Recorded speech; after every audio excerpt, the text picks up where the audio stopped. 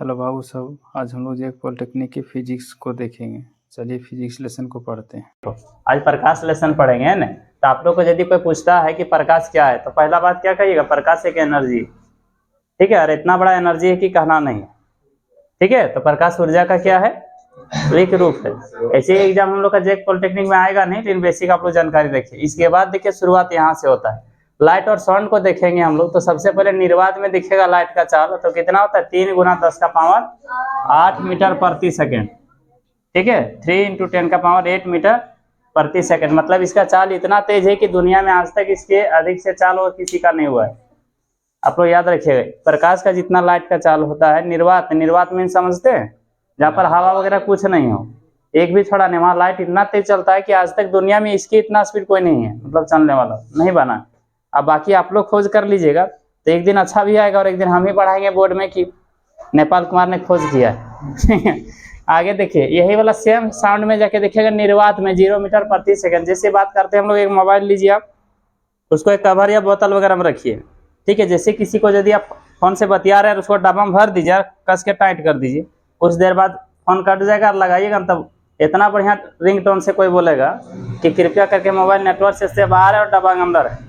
इसलिए वो क्या है, नहीं लगेगा। तो नहीं लगेगा मतलब जहाँ हवा नहीं रहेगा वहाँ क्या होगा, 0। तो साउंड जो होगा निर्वात में हमेशा जो उसका स्पीड होगा वो कितना होगा, 0 मीटर प्रति सेकंड। और लाइट का जो निर्वात में चाल होती है वो 3 × 10⁸ मीटर प्रति सेकंड।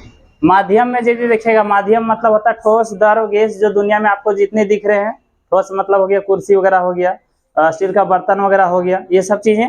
ठीक है, तो माध्यम में यदि पूछा जाएगा कि सबसे कम और सबसे अधिक, तो आप लोग को पता होगा यदि टॉर्च मार रहे हैं, लेजर लाइट देखते हैं, छोटा बचपन में आप लोग मारते होंगे, तो जान के इधर से मारते हैं पूरा दूर, यहाँ से 500, समझ गए ना। आप बीच में क्या किया कि तुम रोज लाइट को रिफ्लेक्ट कर रहे थे, पीछे दीवार दे दिया कोई, अब दीवार दे दिया, जाएगा उधर नहीं जाएगा। लेकिन पानी में मारिए तो उससे इतनी स्पीड जाएगा। अब नॉर्मली ऐसे मारिए तो स्पीड जाएगा लाइट। टॉर्च मार के आप देख लीजिए, ऐसे यदि मार रहे हैं तो पानी में तेज गति जाएगा, लेकिन दीवार है, यदि मारेंगे तो उधर पार होगा नहीं। मतलब सबसे कम जो होगा वो ठोस में होगा।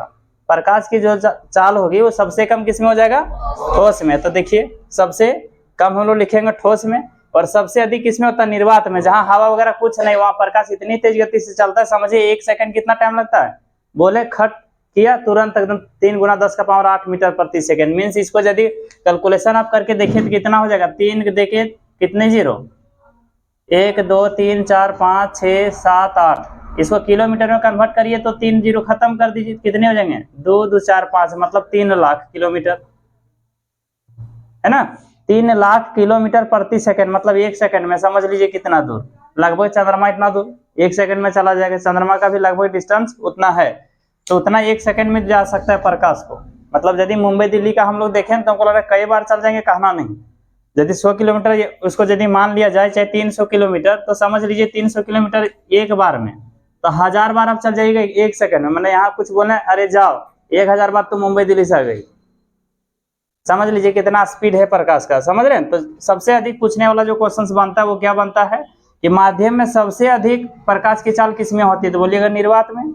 और सबसे कम प्रकाश की चाल किसमें होती है, तो बोलिएगा ठोस में। इसके बाद इसी में देखिए साउंड में जब जाइएगा, सबसे अधिक जो चाल होता है वो किसमें हो जाएगा, ठोस में। आप लोग को पता होगा कि थाली वगैरह बजा के देखिए तो तेज गति से बजेगा, ठीक है, या फिर ठोस वगैरह कुछ ऐसा माध्यम रहेगा तभी तो आप बोल पाते हैं ना। तो हम यहाँ कुछ भी बोल रहे हैं तो आपको इसे खाली सुना दिया, समझ रहे हैं, मतलब क्या बोले, कुछ नहीं। इसका मतलब क्या होगा, सबसे अधिक जो चाल होगा साउंड का वो ठोस में होगा। इसीलिए देखिएगा कभी कभी हम लोग जब बचपन देखते थे, या आप लोग भी देखे होंगे, घर में छोटा बच्चा सब देखिएगा, स्पीकर छोटा छोटा रहता है ना, हांडी में भर देगा और बजाएगा ढपक ढपक ढपक ढपक पूरा मारता है, तो उसको अच्छा लगता है सुनने में। इसीलिए देखिएगा ब्लूटूथ वगैरह में भी सेम उसी तरह टाइप का होता है। तो माध्यम रहेगा तो उसमें साउंड तेज गति से होंगे, और माध्यम में याद रखिएगा 300 से 500 मीटर प्रति सेकंड होता है। तो बात आता है याद कैसे करें। एक और क्वेश्चन भी दे दिया गया था कि निम्न में क्या बोलते हैं, माध्यम में ध्वनि, साउंड मीन्स क्या होता है रे, ध्वनि, ध्वनि की चाल कितनी होती है। ऑप्शन दे दिया था 334। अब ये वाला कहीं है ये नहीं यार, चारों ऑप्शन दे दिया, एक दे दिया 400, ये क्या बोलते हैं 510, 1020, अरे को दिया हुआ था 300 और 500 आ गया है ना, 350 हम देख रहे थे। अच्छा सॉरी 350 होना चाहिए, ठीक है। तो इसके बीच 334 है कि नहीं, तो 300 से 350 के बीच में कुछ भी संख्या दिख जाएगा तो आप डायरेक्ट टिक करिए कि ध्वनि की जो चाल होती है माध्यम में होती है उतना, कितना 300 से लेकर 350। अब कोई लड़की बोलती नहीं 321 होती है तो होगी, समझा ना, क्योंकि सब बर्तन का अलग अलग होता है। आप किसी बर्तन को उठा के नीचे गिरा दीजिए तो उसका अलग से ठनठनाहट आवाज होगा, अब कुर्सी को गिराए तो उसका कम आवाज होगा। तो सारे पदार्थों का अलग अलग रहने के कारण से माध्यम में जो ध्वनि की चाल होती है वो 300 से 350 लिया गया है, समझ रहे हैं। उसके बीच में ही कुछ रहेगा या फिर ये दोनों रह सकता है। तो याद रखना चाहिए 1 सेकंड में इतना दूर, मीन्स हम लोग यदि कुछ चिल्लाएंगे तो कम से कम समझ लीजिए कि यहाँ से लेकर के कहाँ चला जाएगा, वो उधर जो पंक्चर वगैरह एक दुकान बनाता है ना उधर आगे पटसो मोड़ तरफ जाइएगा तो उतना दूर तक तो आपको दिखेगा, समझ गए। तो इसीलिए तो आगे फिर ध्वनि लेसन जब हम स्पेशल पढ़ाएंगे तब आप लोग को दिखाई देगा कि ध्वनि लेसन में लड़कियों का जो आवाज होता है काफी तेज होता है, इसीलिए हम बराबर कहते भी हैं कि लड़कियों का आवाज क्या है, चोंगा टाइप है, मैंने एक बार यहाँ चिल्लाया ना तो आगे पूरा तेज गति से जाएगा। और लड़कों का जो आवाज होता है बॉक्स जैसा, इसलिए पिताजी से आप लोग अधिक डरते होंगे। एक बार बोल रहे चुपचाप लेकिन मम्मी बोली कि थोड़ा सा उसका आवाज क्या होता है सुरीला पतला, वो साउंड में पूरा अच्छा से देखेंगे। अभी तत्काल यहाँ देख लीजिए, अब तरंग आता होगा तो आप लोग को पता होगा 10th में और आकांक्षा में जितना जरूरत था हम लोग देखे थे तो वहाँ डायरेक्ट आप लोग को बोले थे कि अनुप्रस्थ तरंग का प्रयोग करते हैं। लेकिन उससे पहले आप लोग ये जान लीजिए आगे जब आप चल के पढ़िएगा 12th में तो और तरंग लेसन इसमें होगा तो इसमें भी देखेंगे सिलेबस में। तो विद्युत चुंबकीय तरंग होता है, यदि प्रकाश पूछेगा कैसा तरंग है, विद्युत चुंबकीय तरंग, यदि ये नहीं रहा तब अनुप्रस्थ तरंग, समझ रहे। तो तरंग 2 प्रकार का होता है, एक विद्युत चुंबकीय तरंग और एक होता है आंतरिक तरंग। आंतरिक तरंग में आते हैं अनुप्रस्थ तरंग, तो इसका जो बिहेवियर होता है ना प्रकाश जैसा होता है, समझ रहे हैं, लेकिन पूरा दिखाता है वो विद्युत चुंबकीय तरंग जैसा लाइट। तो यदि पूछा गया कि विद्युत चुंबकीय तरंग ऑप्शन यदि रहा तो आप इसको टिक करेंगे, इसको टिक नहीं करेंगे। जैसे यदि कोई लड़का वगैरह है, समझ रहे ना, आप यदि किसी को कुछ बोलते हैं चाहे साड़ी वगैरह पहना दीजिए तो आचरण तो कुछ लोग देखते हैं डांस वगैरह भी करेगा ना तो एकदम लगेगा लड़की है, मैंने चेहरा से भी फील नहीं कर पाइएगा मेकअप वगैरह यदि करके डांस किया तो, क्योंकि लड़की जैसा लचकना, लड़की जैसा हंसना, कुछ लड़कों का थोड़ा सा चेहरा ही उस तरह होता है। तो इसका मतलब ये तो नहीं कह सकते कि वो स्पेशल लड़की ही है, सो नहीं है। इसका मतलब क्या है कि वो विद्युत चुंबकीय तरंग होता है, तरंग अनुप्रस्थ तरंग जैसा बिहेवियर करता है। तो यदि ऑप्शन में आपको अनुप्रस्थ तरंग मिल गया ये वाला तो पहला टिक आप इसमें करिएगा, और ये नहीं मिला तो फिर दूसरा बाबू है इसको आराम से टिक करिए। हमको लग रहा है इतना समझ में आया होगा। अब ध्वनि में देखिए तरंग क्या होता है, तनुदैर्ध्य तरंग होता है, इसके बारे में हम लोग पूरा डिटेल से जानेंगे ध्वनि लेसन में, क्योंकि आज हम लोग पढ़ रहे हैं प्रकाश, तो प्रकाश के बारे में ही बेसी जानने का प्रयास करेंगे। हमको लग रहा है पूरा अच्छा समझ में आया होगा, बहुत अच्छा।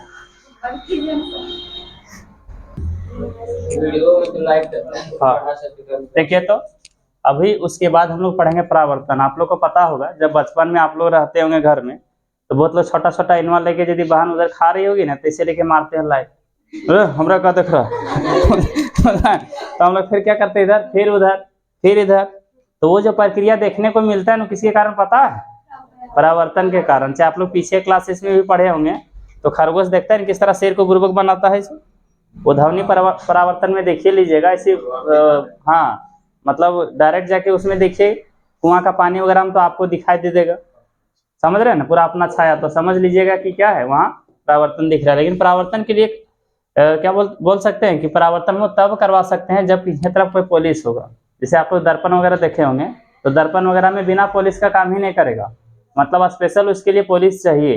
तो दर्पण के जो पीछे पॉलिश होता है उस पॉलिश में AGBR लगा होता है। अब बिना पॉलिश को आप दर्पण को साफ कर दीजिए तो इधर देखिए ना, पता चला कि इसे हम अपना चेहरा देख रहे थे अच्छा से और दूसरा को उधर खड़ा हो गया, पता नहीं चल रहा है कि हाँ मैं कि कौन है, क्योंकि आर पर आपको दिखाई देगा, समझ रहे हैं। फिर उसमें पॉलिश जब पीछे मारा हुआ रहता है तब आपका चेहरा अच्छा से दिखाई देता है आगे की ओर। तो वो जो पॉलिश मारा रहता है, जो क्वेश्चन आता है पॉलिटेक्निक में, वो देखिए क्या आता है, सब पूछा जाता है कि दर्पण में पॉलिश किस यौगिक का लगा होता है, बोलिए। हाँ, किस यौगिक का लगा होता है,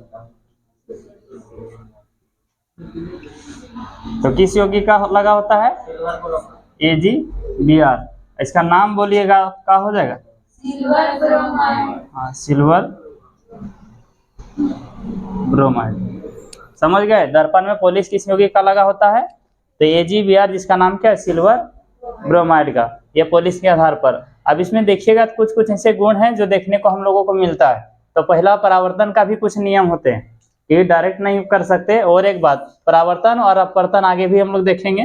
तो परावर्तन का मतलब क्या होगा, जिसमें टकराकर डायरेक्ट वापस आया, समझ में आ रहा है ना। और उसको लेंस किसको बोलेंगे, तो लेंस में परावर्तन नहीं होगा, डायरेक्ट क्या हो जाएगा, पार हो जाएगा। अब पार नहीं होगा तो आप खुद फील करिए, जैसे ये हम पहने चश्मा, आपको चश्मा दिख रहा होगा, अब चश्मा खोल दीजिए, इधर पचड़ा मार दीजिए तो हमको दिखाई क्या देगा, करिए सूखे करिए दिखाई देगा, बुझ रहे हैं ना। लेकिन यही वाला यदि इस तरह रहेगा और इसमें पॉलिश नहीं आगे तरफ मारा हुआ रहेगा तो हम आराम से आप लोगों को देख पा रहे हैं।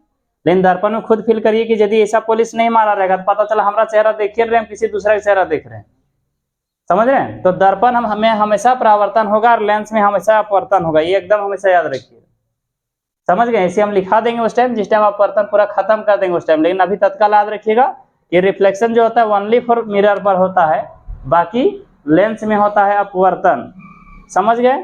अब देखिए इसमें भी कुछ नियम होते हैं, तो वो नियम क्या है वो देखेंगे हम लोग। सबसे पहले किसी भी एक चिकना सतह ले ली, चिकना सतह मतलब जैसे बोतल वगैरह आप लोग लाए, नहीं लाए, चलो समझाते हैं। देखिए ये जो सतह दिख रहा होगा सब में पॉलिश लगा है, ये जो इस तरह की है ना पॉलिश का चिन्ह दिखाया गया है, तो इस पॉलिश में क्या लगा रहता है, AGBR तो हम लोग देख लिए। यदि पहला नियम आपसे पूछेगा, देखिए तो ये इस किरण को जो सूर्य से डायरेक्ट सतह पर टकराती है उस किरण को हम लोग बोलते हैं आपतित किरण, आपतित किरण। और इसको बोलते हैं हम लोग परावर्तित किरण।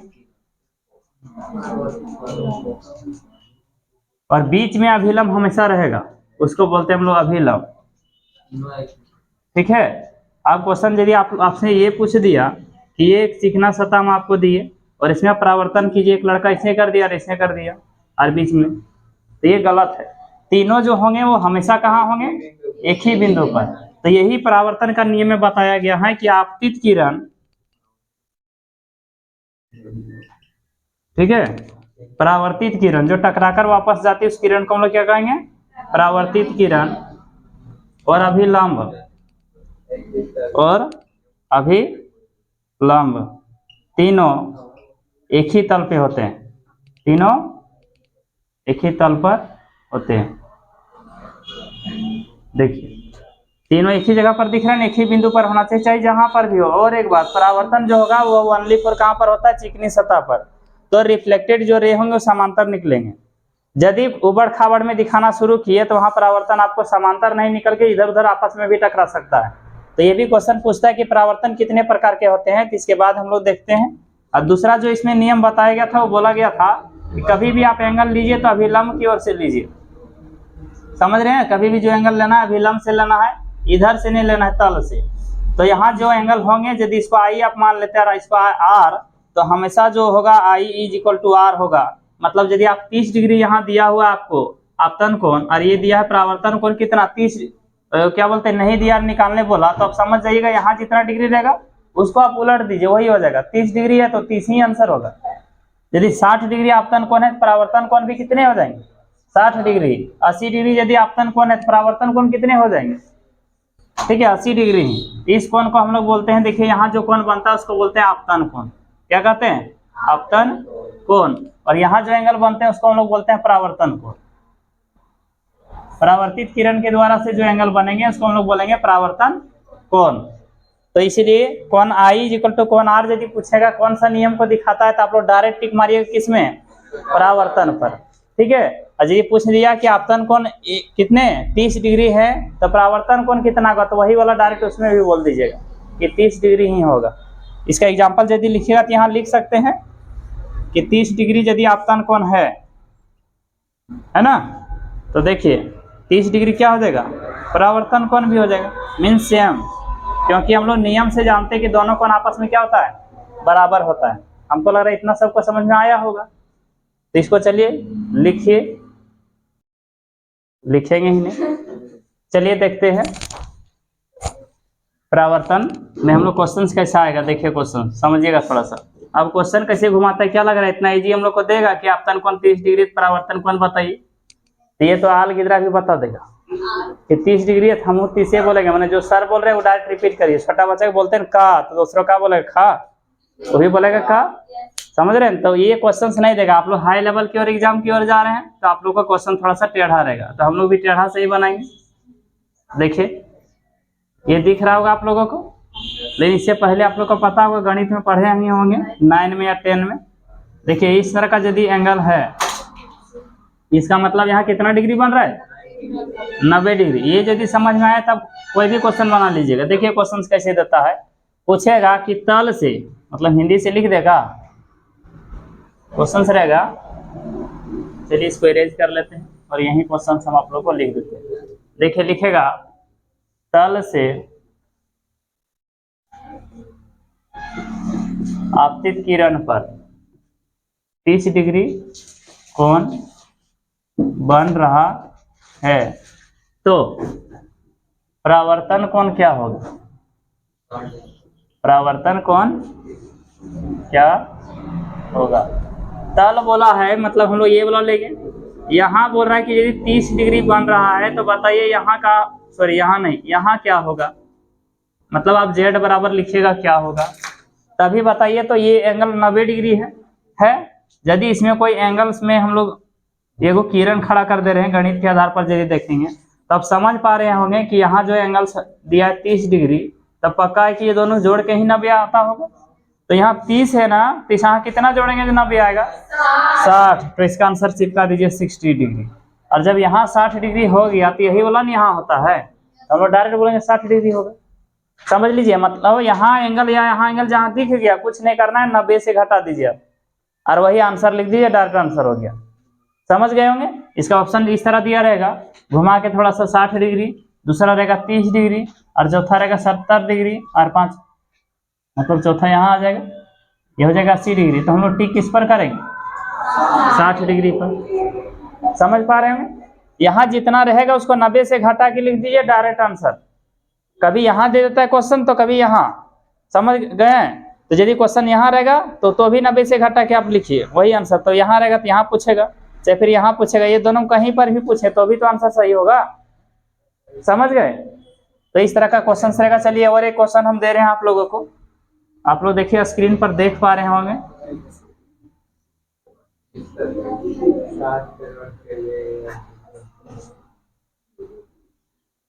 यहाँ 70 डिग्री है। नूरेशा, अच्छा आई है नहीं, महक आई है, हाँ चलिए महक बताइए तो, और सोनम बोलिए। यहाँ 70 डिग्री है तो इसका आंसर कितना होगा,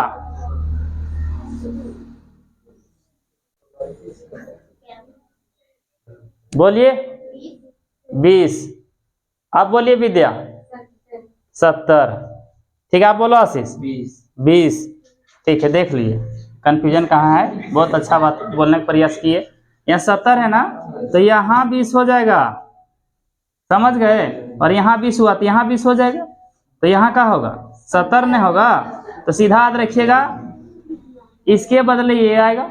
यहाँ जितना है आप यहाँ उतना लिखिए, यहाँ जितना है आप यहाँ इतना लिखिए। तो हम आप लोग को पूछे थे यहाँ, लेकिन आप लोग देख लिए यहाँ पर, बुझ रहे हैं। तो 20 डिग्री बोले ठीक है, मैंने सीधा याद रखिएगा, इतना नहीं निकालने जाइएगा। यदि क्वेश्चन यहाँ रहा दिया हुआ आपको निकालने बोल रहा है ये वाला, तो आप डायरेक्ट यही बोलिए। यदि क्वेश्चन यहाँ है तो हम लोग बोल देंगे इसका भी आंसर सेम होगा।